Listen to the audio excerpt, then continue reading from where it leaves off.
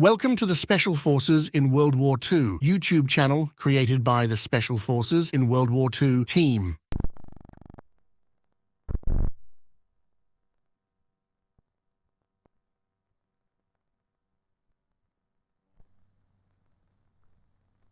When the Sherman 3DD Mark II is used for river crossing and the approach is known to be thick scrub and undergrowth, additional equipment exists to give protection to the canvas screen in its deflated position. It also gives the screen some protection against small arms fire.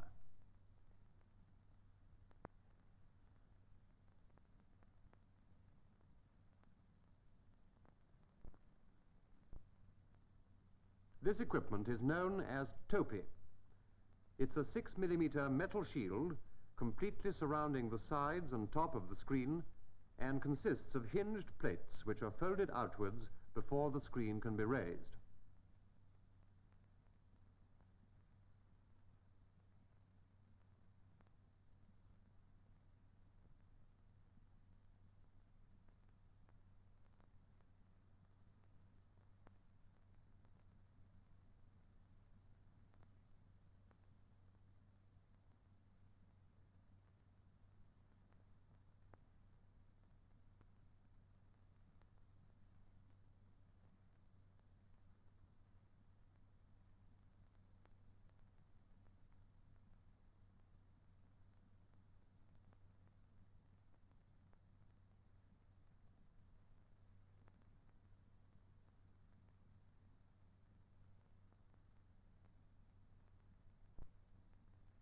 The plates are then pegged back.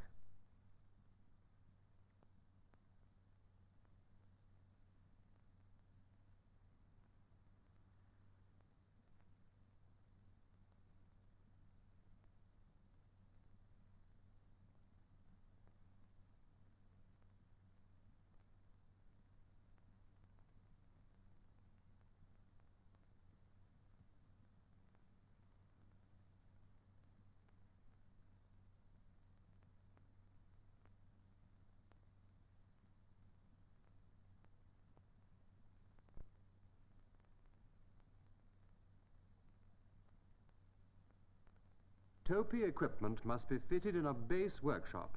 It is not a field operation. The equipment in no way affects the seaworthiness or performance of the tank. Therefore, when the screen is raised, the tank is ready to become waterborne and advances to the river bank.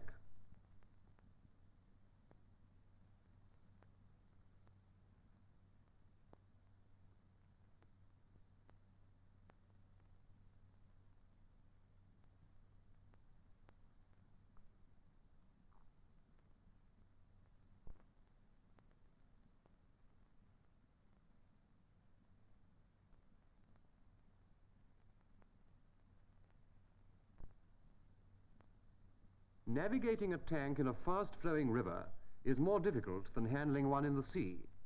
In a river, currents vary at different depths and places, and if, as in this case, the current is flowing at 3 knots and the maximum speed of the DD is 4.24 knots, the tank has small advantage over the current and will soon drift unless she is correctly handled and the necessary allowances are made to enable her to land at a given point.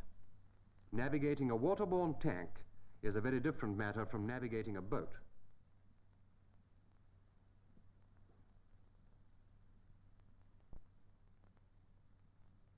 The rudder of the boat relies for its steering effect on the forward motion of the craft itself. It is a deflector, working by the pressure exerted on its projected area as the craft moves through the water. Without movement of the craft, there can be no steering effect.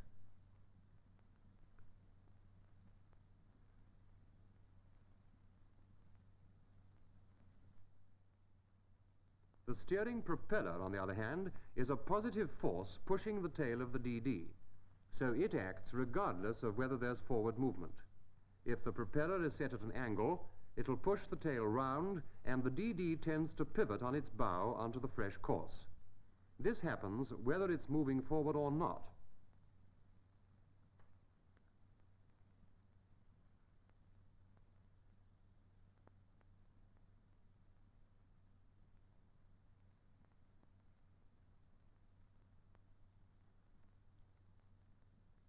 Crossing a river with the DD is a ticklish procedure. It's usual to cross at an angle with the current if it's fast,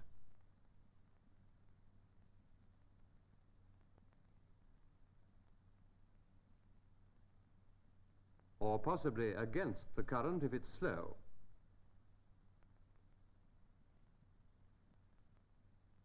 In either case, the difficulty occurs on landing at the far bank. It must be remembered that the tracks are in motion at the same time as the propellers. In the diagram, the tank is approaching at an angle with the stream. The left-hand track touches the bank first. As its traction is greater than the push of the propellers, it will simply steer the DD round and back into the water.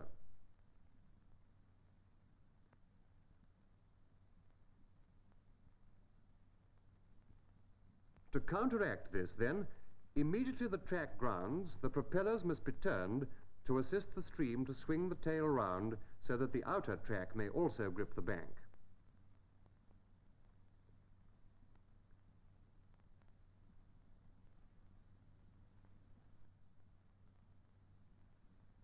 When approaching at an angle against the current, the propellers must be turned to work against the stream to get the DD square on. From this it can be seen that the tank could not carry out this maneuver in a swiftly flowing stream.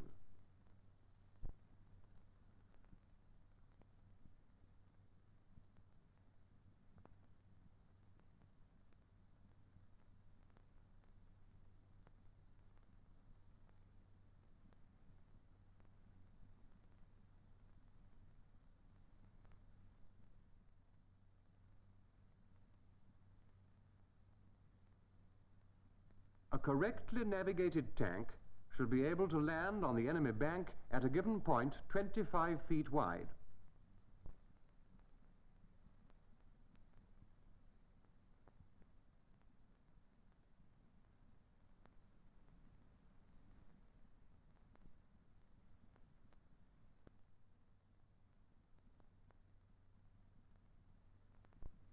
This tank is being handled by a fully trained crew. By watching the river banks in the background, it can be seen that the tank is tending continuously to change course owing to the flow of the river. So the commander must be very quick to check these tendencies to swing and to keep the tank on its predetermined course.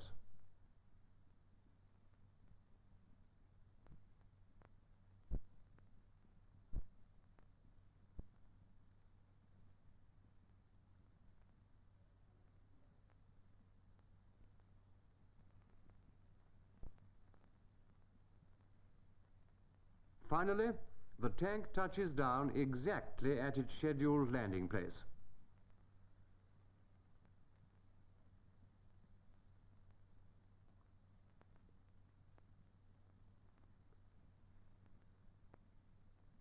The river bank at this point is firm, but sometimes it may be necessary to make a landing in very soft mud into which the tank would sink. One way of overcoming the mud is to lay down a coir, tube, and rail mat over which the tank can pass.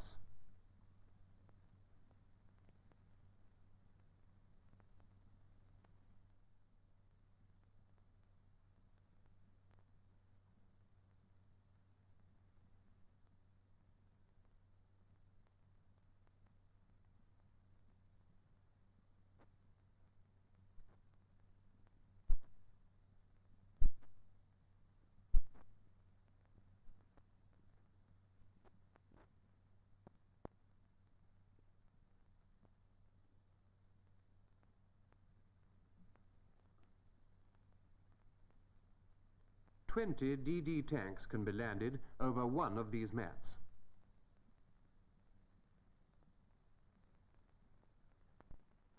Thank you for watching the Special Forces in World War II YouTube channel, an unwavering digital fortress committed to preserving the history of elite and specialized units in World War II. Our mission is clear: to provide a comprehensive view of the elite units and formations that played pivotal roles in the Second World War. This extensive dossier includes their frontline battles, innovative weaponry, strategic maneuvers, and the brave soldiers who faced the crucible of combat.